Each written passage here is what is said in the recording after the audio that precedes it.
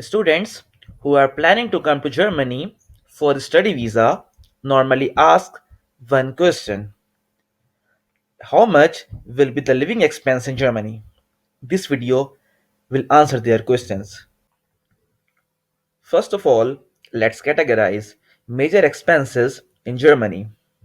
First one is the monthly rent of your student room or dorm.